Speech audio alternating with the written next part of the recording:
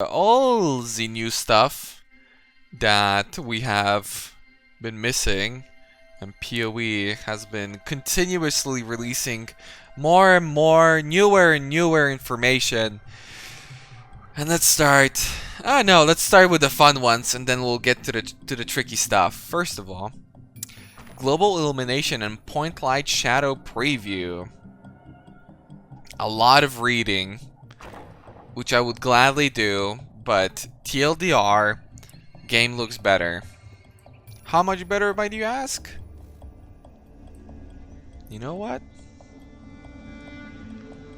Quite a bit. Damn, dog. Hot dog. That looks hot. This is without. Don't like it. Yikes. Oh! Already way better. I like a hot dog, dude. That's crazy. Now that is pretty. Lightning strike looks like it's gonna hurt. Physically gonna hurt you.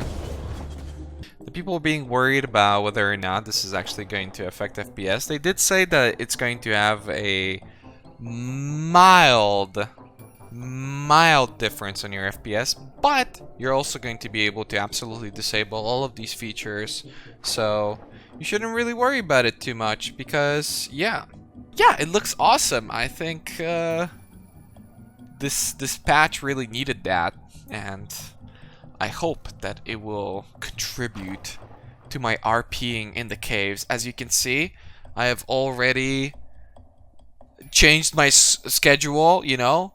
I'll only be playing in the night and delving through the goddamn caves, because that's what's up. Also, there's a new item, Crown of the Tyrant.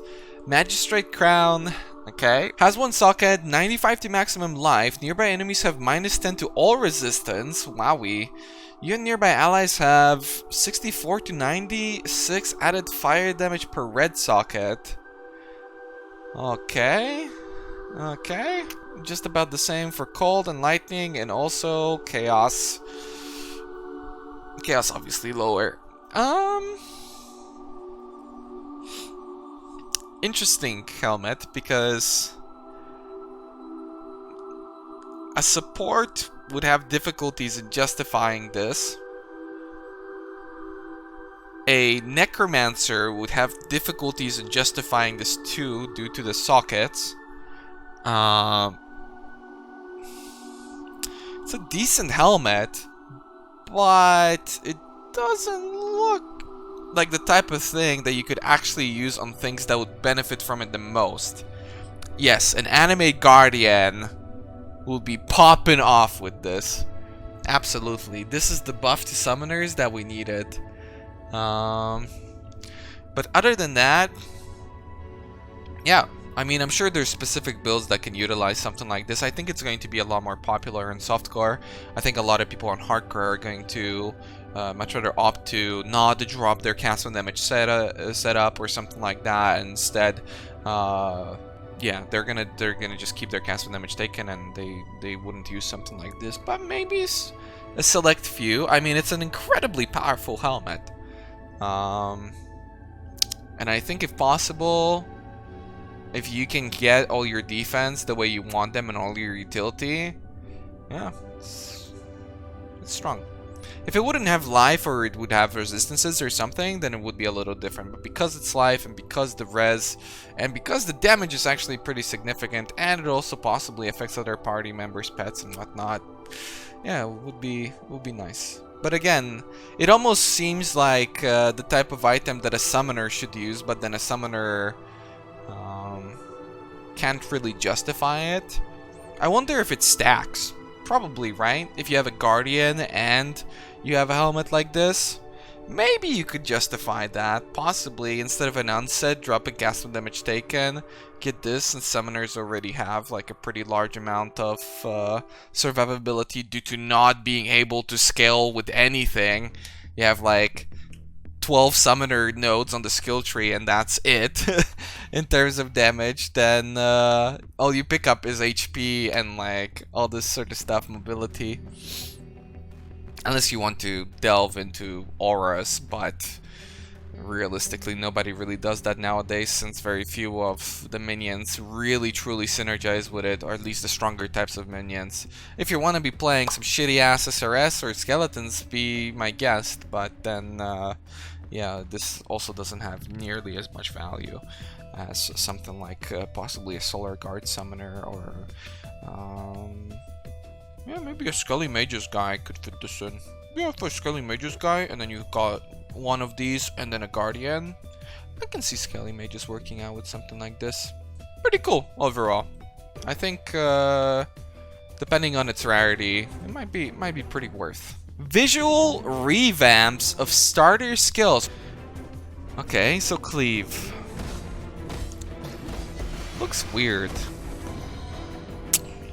Doesn't Cleave look weird? I feel like it should leave some sort of trace for longer. It's like you swing and then it instantly disappears. And then it stays like the entire length. I don't know.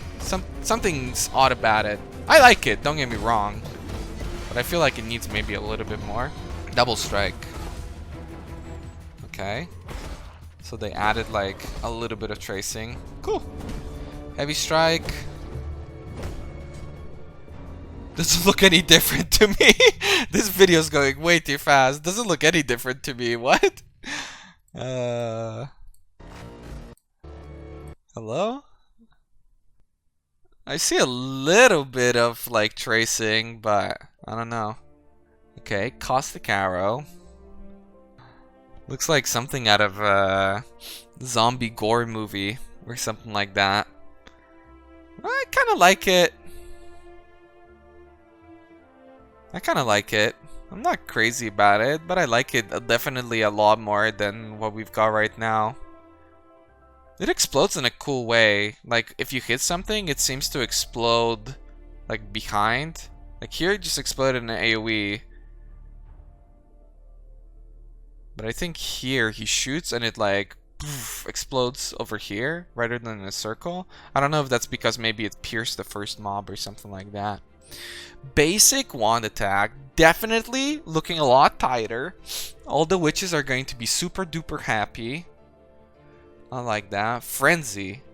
Oh, Frenzy looks actually freaking cool. Damn, and that MTX looking sick too. I like Frenzy a lot. Frenzy's looking solid. Yeet. I don't know who would ever use it outside of like a Poet's Pen build, but looks pretty cool. Ice Nova. Damn, Ice Nova looks cool. Very, almost as if it doesn't fit into Path of Exile. Like, it looks very Diablo 2 like. I feel like the cloud maybe should be a little bit more stinky. It's like stinking out of mobs, but I don't know. Weird. At least the AoE, you can see the AoE very well on it now. I really like the Frenzy. Oh, it's going too. Ooh. I like it, dude. Kind of reminds me of Power Siphon. Power Siphon's really cool now too. Yeah, I don't know. The Ice Nova looks cool. Just doesn't look like it fits into PoE. It looks way cooler than like all the current PoE Ice Nova MTXs. So, you know, maybe something to think about. The big fish. Here we go. Herald of Purity, my dudes.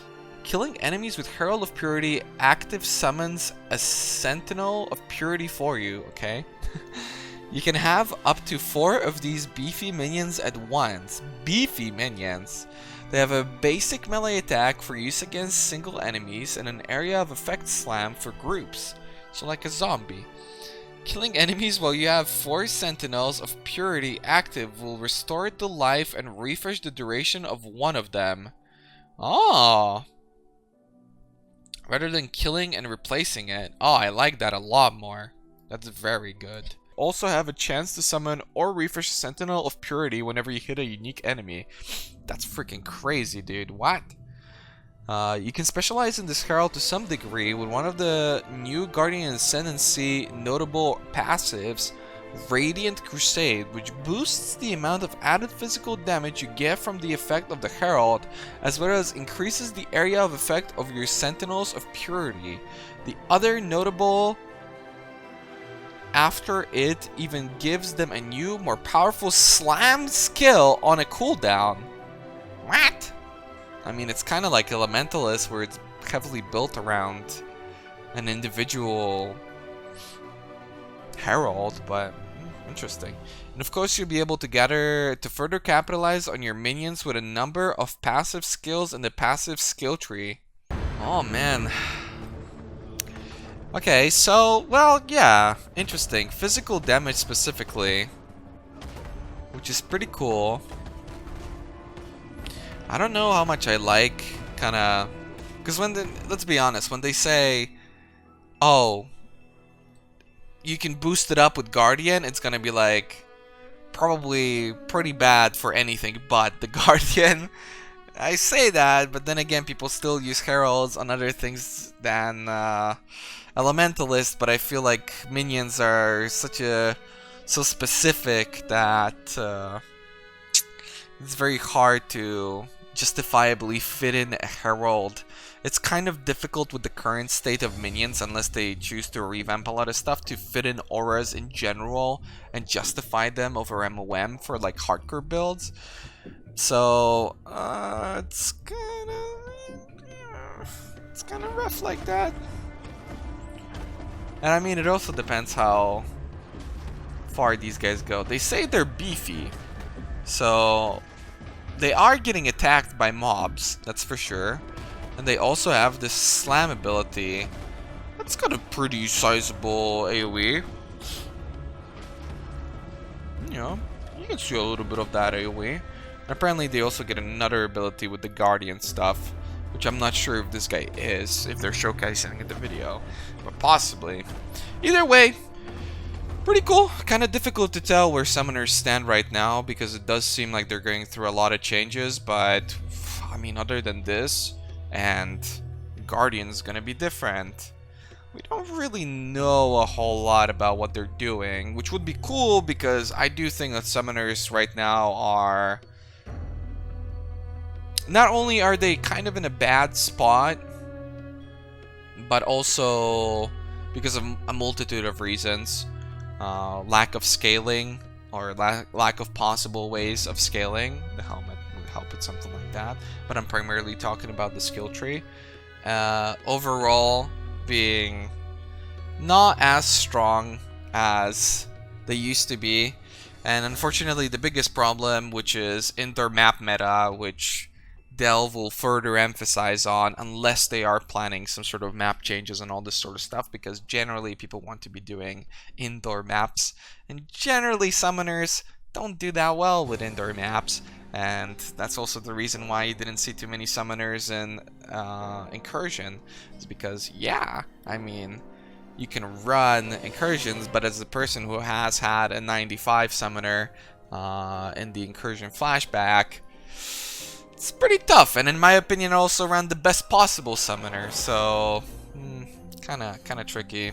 The biggest thing also being that in terms of scaling, when we talked about before, they're pretty locked into like a very specific way of building your character. You know, if you're playing a summoner, generally most summoner things more or less kind of just look like this.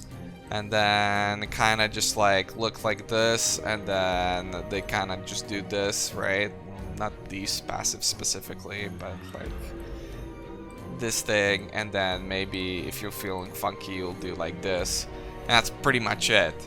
With very few versions of builds, which generally don't perform nearly as well as like the standard Spectre type of shit. Possibly doing some like necromantic ages, and that's pretty much it. Nobody really does influence anymore. You know, possibly you're going to have some sort of like dual curse get around to sovereignty. You know, not a whole lot that you can do with these things, and most of the time if you're playing something like skeletons or SRS, you can just cast another one rather than, I don't know, debuff your enemies or something like that, and that's generally going to be more effective. That's why like curses and all this stuff isn't nearly as good. Obviously elemental equilibrium with like a single curse is pretty powerful, but that's like the standard across the board for all summoners regardless of what you're playing. Maybe if you're doing like melee skeletons only, but that's also a build that will inherently be significantly weaker than, you know, even SRS, which is also in a bad spot. And then yeah, SRS would benefit from this more, but it's just difficult to justify over something like MOM that just gives you so much survivability. And then yeah, possibly if GGG were to, well, obviously they're reworking a lot of stuff, but possibly if they were to maybe rework the Abyss minion jewels to the point where they would be quite a bit more significant, and it would be recognizable by the players that they're actually doing something, because we still don't have real numbers or anything like that. It's very difficult to track what sort of scaling you have for your minions and what effective. You can equip a jewel that seems godly, but then, you know, it doesn't seem to do anything for your minions, especially for specters that scale so heavily with Soul Eater from Unending Hunger. It's just kind of tricky. But I'm excited about the changes, and yeah, we're going to be hopefully seeing some funky stuff with summoners. As you guys know, I am a pretty big fan, so can't wait for it. Absolutely. Another big thing, and this is gonna be a pretty big subject, I think, for a lot of us. Some of you guys might be recognizing what the hell's going on here, and this will also give you a pretty good idea of what's going on.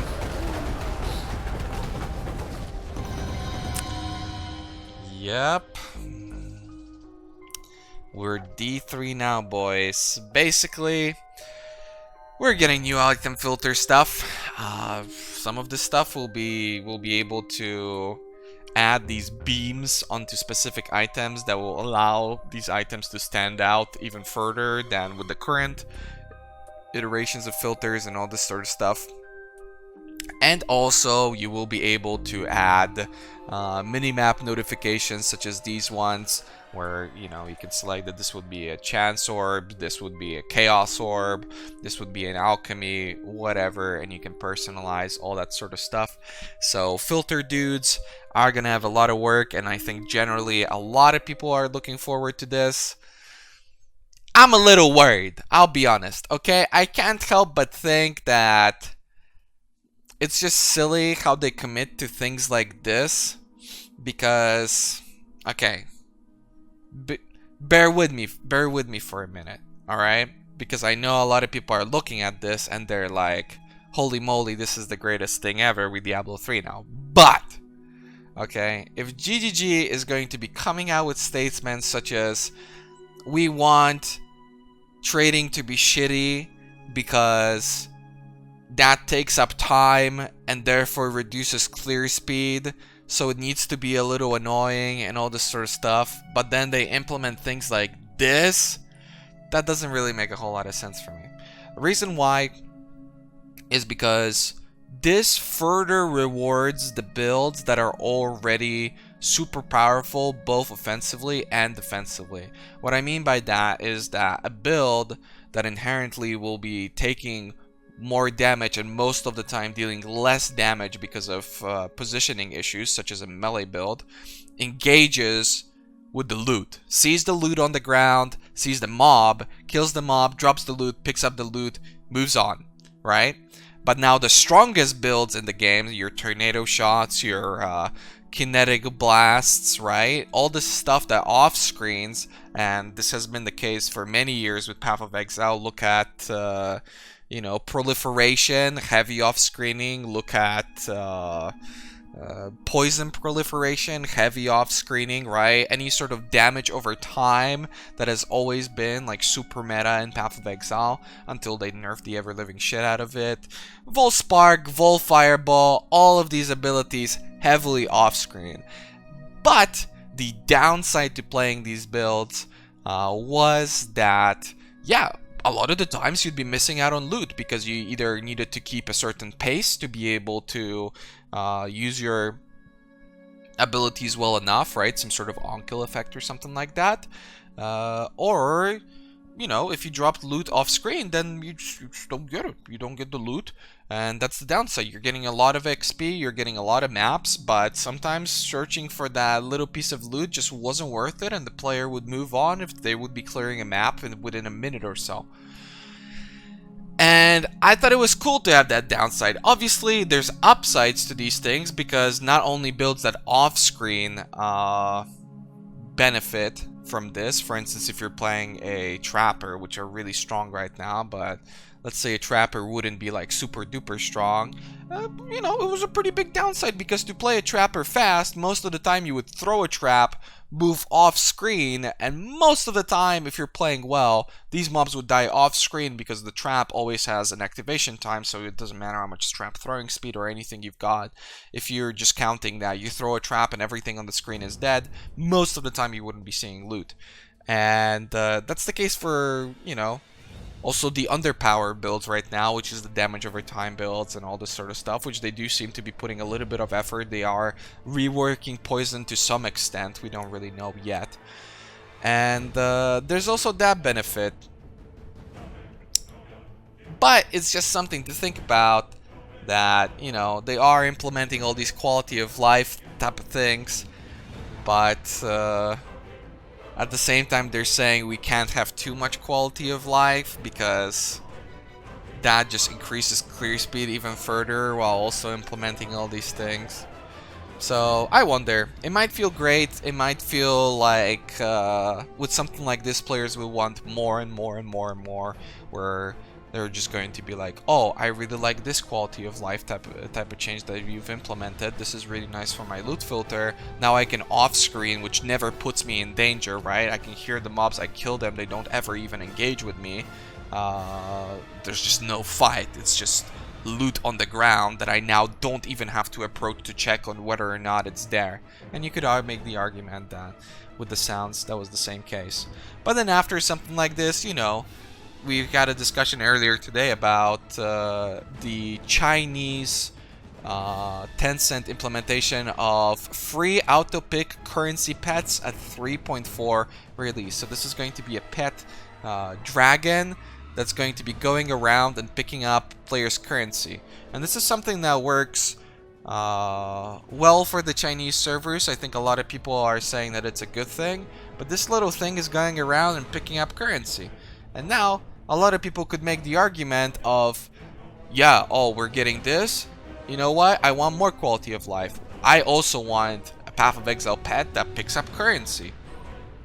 Oh, now I want for items to drop identified. Now I don't want wisdom scrolls. Now I want to click one button and it IDs a thing. Now I want to be able to click one button and a map fully rolls or rolls 100 maps for me.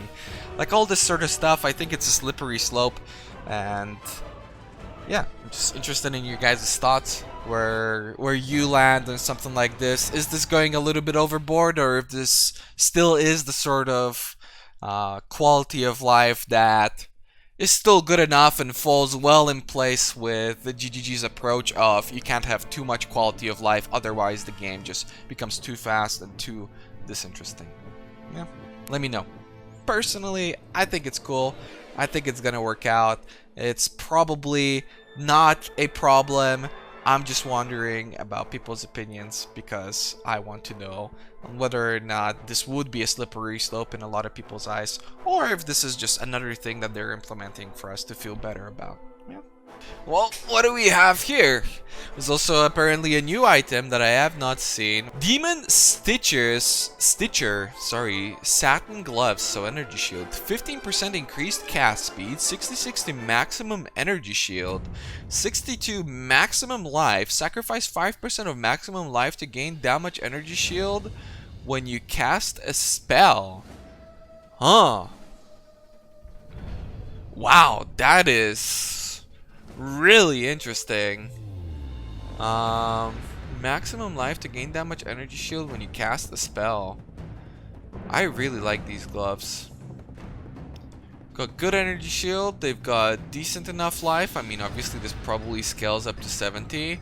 Non-mitigatable 5%. And it doesn't really interact with like a lot of the things that we have nowadays in PoE, which is like cast things at 50,000 speed, you know, use your mobility skill 5,000 APM a second, all this kind of crap. If you can make them fit, I really like the cast speed. Also paired up with this, very original of them. Sacrifice 5% of maximum life to gain that much energy shield when you cast a spell, specifically, right? So we're not talking like shield charge or any sort of thing. Yeah, I think you can definitely kill yourself with these. To anybody wondering, if it's 5% of maximum life, then yeah, I think you can definitely off yourself with these. But yeah, I mean, hybrid builds, all this sort of stuff, you know, builds that don't necessarily have like really great ways of creating energy shield and leeching life at the same time. It's a pretty big deal. For instance, for Trickster, Trickster doesn't have, unless you're killing things or you really stop taking damage for like a pretty significant amount of time, most of the time you don't really have a good way of regaining your energy shield. But with this, if you're leeching HP and you're regaining your energy shield like this on a build that's got 5k life, 5k energy shield, which is absolutely manageable with something like Ghost Dance and Escape Artist, I mean, we're looking at pretty freaking big benefits here. And I would love to see more builds that are hybrid-y or even semi-ES oriented with this. The problem is MOM is also incredibly powerful, so I can see how for a lot of people the decision is still going to be like, wait a minute, I can just get Weave the Arcane, this shit's freaking crazy. But who doesn't say that maybe you can do all three of those things? Life, energy shield, and mind over matter. Obviously, whenever you're going to be taking damage on your energy shield, your mind over matter isn't going to be proccing, but you're going to be having that extra buffer for a character that possibly doesn't need auras or something like that. And then you've also got, you know, possibly a little bit of action for Eldritch Battery, although that's something that's mostly prevalent. Is that a word? Prevalent? For you know, characters that generally can't regenerate their stuff all that well. So it might work out, but I mostly see it with like hybrid-y damage over type of things. It's just everybody's got so much access to leech, and I mean on a character such as like let's say a trapper, right? A lot of trappers utilize Eldritch Battery or like miners or even, I guess, summoners to a certain extent, because you can't really, yeah, to a certain extent you would kind of do that. You can't really regenerate your life all that well, and if you're casting spells pretty frequently, especially if you're using a spell for mobility, then it's pretty tricky. But I can see how this item can create a lot of interesting opportunities for certain builds. That's the biggest thing about hybrid builds, is that whenever you are, let's say, fighting a boss or something like that, and you've got 4,000 energy shield, 4,000 life. You're fighting this boss, and the boss suddenly hits you for 4,000 energy shield and like 300 life or something. Now, suddenly, you're just playing a build that has 300 lost HP, so you've got 3,700 life and 0 energy shield. You know, if you're looking at the build, like, honestly, then it's an 8k EHP build. But if you get hit for 4k of your energy shield and you have no means of regenerating it, if you're not something like an occultist or something like that, again, if you're possibly a trickster or really any other class, then your only option is to run. Like, that's pretty much it, unless you sacrifice your life leech, which is useful, or you have a mechanic that allows you to life gain on hit alongside everything. But obviously you want to be leeching on your life because not having ES is pretty okay. Most of the time you can manage, but not having life is a lot worse because you're dead, right? But with something like this, possibly you can put yourself in a situation where if you're continuously casting at a boss or something like that, then yeah, you're still a build with 4,000 life, and yeah, you're actively losing life as you are casting at the boss, but at the same time, you're still leeching your life, therefore actively regenerating it, while also getting your energy shield back without having to back out from the fight, which most of the time, you know, running is rarely an option. In Path of Exile nowadays, more often than not, it's better to kill the thing rather for it to kill you or have an opportunity to kill you, or for you to put yourself in a better situation, because most of the time you're just going to put yourself in like a worse spot where you're fighting more mobs because you have to distance yourself from combat.